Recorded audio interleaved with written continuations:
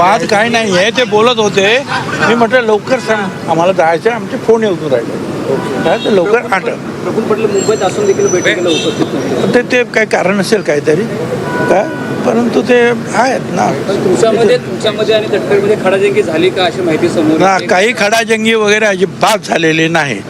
फक्त आम्हाला सारखे फोन येत होते इकडच्या ते आमच्या समन्वय समितीचे, म्हणून मी त्यांना सांगितलं बाबा तू लवकर आटप आणि आम्हाला परवानगी द्या, आम्हाला जायचं आहे, दॅट्स ऑल.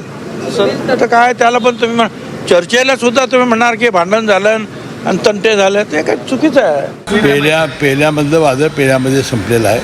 प्रफुल्लभाई हे काही आपल्या कामानिमित्त गैरहजर होते. आता महायुतीमध्ये राष्ट्रवादी हा आमचा घटक पक्ष आहे आणि घटक पक्ष जेव्हा बरोबर आहेत तेव्हा त्यावर भाष्य करू नये असं मला एकनाथ शिंदे साहेबांनी सांगितलेलं आहे. म्हणून मी त्यांचा काय अंतर्गत वाद आहे त्याच्यावर मी बोलणार पण नाही. आणि मला वाटतं जेव्हा एक नेत्यांनी आदेश दिले त्याचं पालन करणं माझं काम आहे. आता राष्ट्रवादीमध्ये काय घडतंय हे तुमच्या समोर येते. राष्ट्रवादी काँग्रेस पार्टीच्या बैठकीत मोठा राजकीय ड्रामा पाहायला मिळाल्याची चर्चा रंगली आहे. बैठकी दरम्यान सुनील तटकरे आणि छगन भुजबळ यांच्यात वाद झाल्याचे सांगितलं जात आहे. यामुळे पक्षातील अंतर्गत नाराजी पुन्हा एकदा समोर आली आहे. विशेष म्हणजे वरिष्ठ नेते प्रफुल्ल पटेल बैठकीला गैरहजर राहिल्याने राजकीय चर्चांना आणखी उधाण आलं आहे.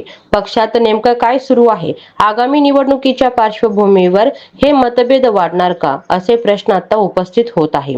या बैठकीनंतर राष्ट्रवादीच्या राजकारणात नवे समीकरण तयार होण्याची शक्यता व्यक्त केली जात आहे.